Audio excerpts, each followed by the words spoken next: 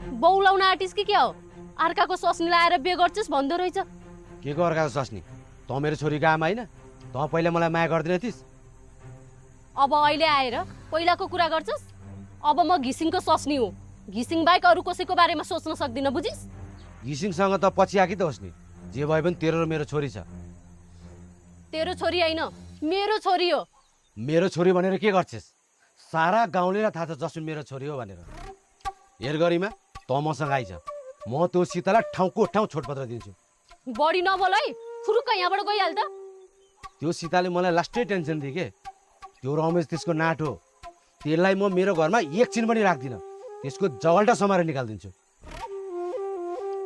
मसँग बिहे गर, घिसिङले भन्दा बढी सुख दिन्छु। रानी बनाएर राख्छु तँलाई।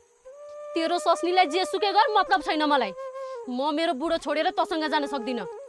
तँलाई मेरो अलिकति पनि माया लाग्दैन? लाग्दैन। को होस् र त तेरो